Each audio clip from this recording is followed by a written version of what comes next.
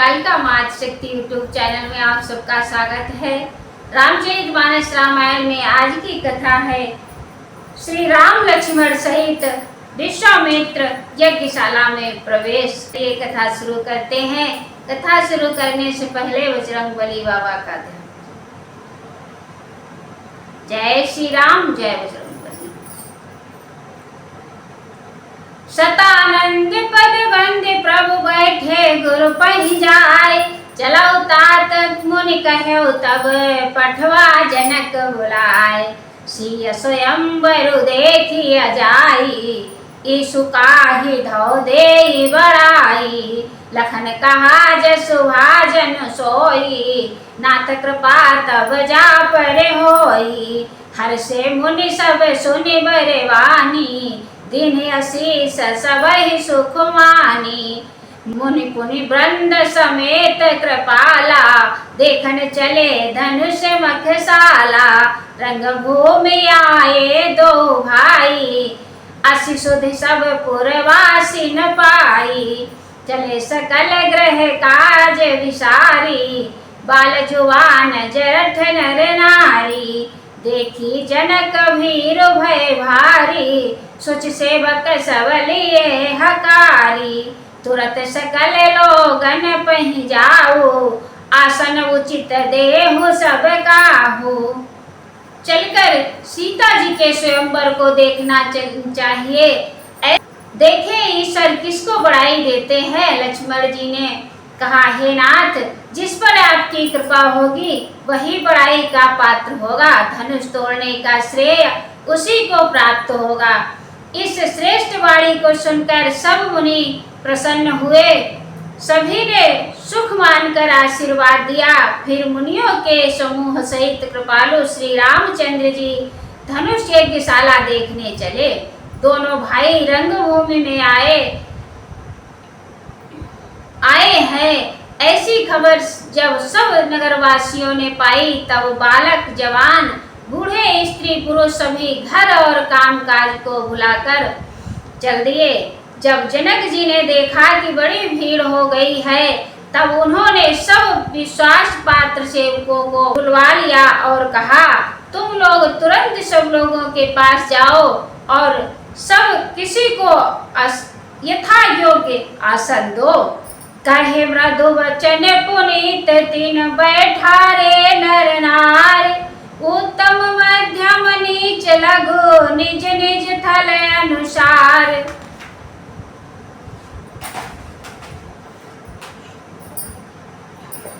राजकुमार ते ही अवसर आए, मनहु मनोहर तातन छाए।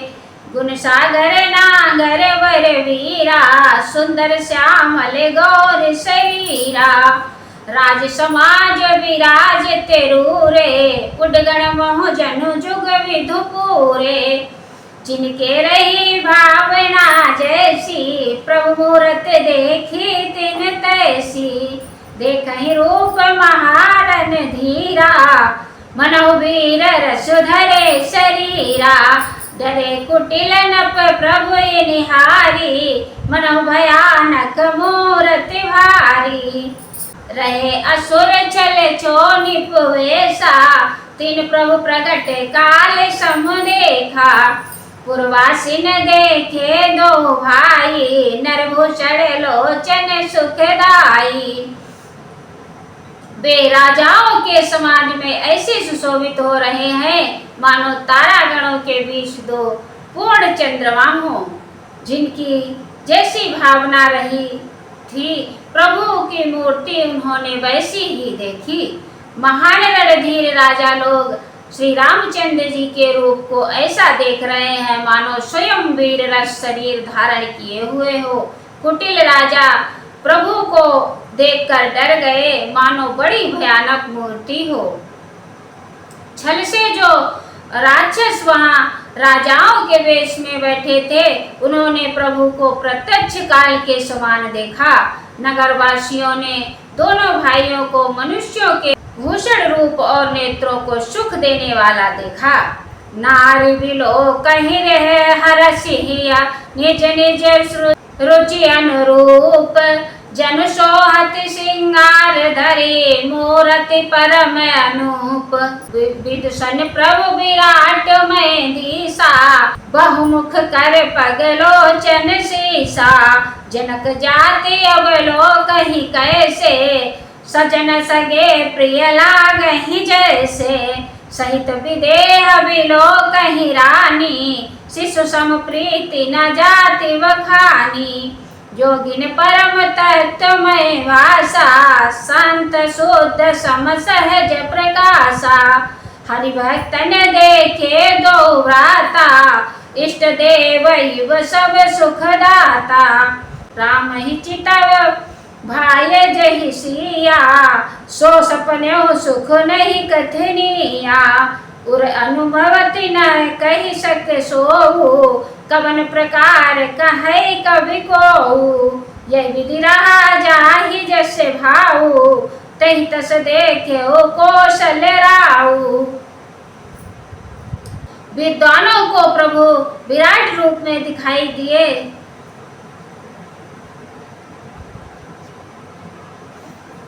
जिसके बहुत से मुख हाथ पैर नेत्र और सिर हैं। जनक जी के सजातीय कुटुंबी प्रभु को किस तरह कैसे प्रिय रूप में देख रहे हैं, जैसे सगी सजन संबंधी प्रिय लगते हैं।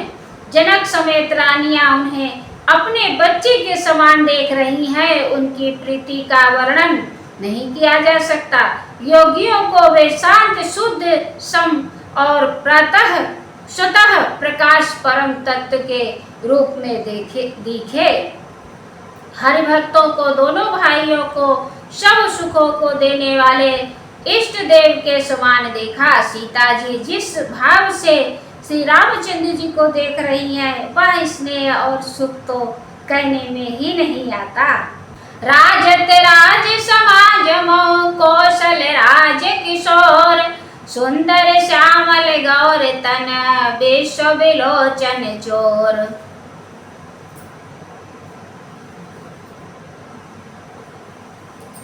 सहज मनोहर मूर्ति दोऊ कोटि काम उपमाल घुसोऊ शरद चंद चिंदक मुखनी के नीरज नयन भाव तेजी के चितवन चारु मारे मनोहरिणी भावती हृदय जाति नहीं बरनी कल को पोल सुति कुंडल लोला चिंबुधर सुंदर मृदु बोला कुमुद बंधु कर निंदक हासा भ्रमुटी विकट मनोहर नासा भाल विशाल तिलक झलकाही कच बिलो की अली अवली लजाही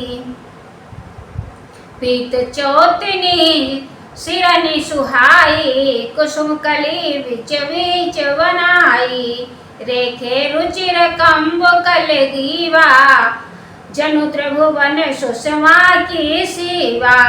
सुंदर चितवन सारे संसार मन को हरने वाली कामदेव के भी मन को हरने वाली है।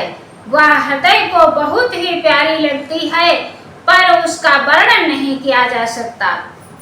सुंदर गाल है, कानों में चंचल झूमते हुए कुंडल है, थोड़ी और अधर ओठ सुंदर है, कोमल वाणी है। हंसी चंद्रमा किरणों का तिरस्कार करने वाली है, भौहें टेढ़ी और नासिका मनोहर है। ऊंचे चौड़े ललाट पर तिलक झलक रहे हैं, दीप्तमान हो रहे हैं। काले घुंघराले बालों को देखकर भौरों की पंक्तियां भी लजा रही हैं। कुंजर मणिकंठा कलित उरन तुलसी का माल वृषभ कंध के हरि ठवने बल विधि बाहु विशाल कटतूरी न पीत पट बांधे कर सर धनुष वाम करे कांधे पीत जगे उपवीत सुहाए नक सिख मंजु महाछ बिछाए देखी लोग सब भये सुखारे एक टक लोचन चलत नटारे हर से जनक देखी दो भाई, मुनि पद कमल गहे तब जाई। कर विनती निज कथा सुनाई, रंग अवनि सब मुनि दिखाई। जहाँ जहाँ जाई कुमर वर दो, तह तह चकित चितव सब को। निज निज रुकवा मही सब देखा, कौन जाने कछु मरम विसेखा। भली रचना मुनि नपसन कहु, राजा मुदित महासुख लयऊ। उन्हें देखकर सब लोग सुखी हुए, नेत्र एकटक निवेश शून्य और तारे पुतलियां भी नहीं चलते। जनक जी दोनों भाइयों को देखकर हर्षित हुए। तब उन्होंने जाकर मुनि के चरण कमल पकड़ लिए, विनती करके अपनी कथा सुनाई और मुनि को सारी रंगभूमि यज्ञशाला दिखलाई। मुनि के साथ दोनों श्रेष्ठ राजकुमार जहाँ जहाँ जाते हैं वहाँ वहाँ सब कोई आश्चर्यचकित हो देखने लगते हैं। सबने राम जी को अपनी अपनी ओर ही मुख किए हुए देखा, परंतु इसका कुछ भी विशेष रहस्य कोई नहीं जान सका। मुनि ने राजा से कहा, रंगभूमि की रचना बड़ी सुंदर है। विश्वामित्र जैसे निष्प्रह धीरक्त और ज्ञानी मुनि से रचना की प्रशंसा सुनकर राजा प्रसन्न हुए और उन्हें बड़ा सुख मिला। सब मंचन ते मंचो एक सुंदर विशद विशाल, मुनि समेत दो बंधु ता बैठा रे महिपाल।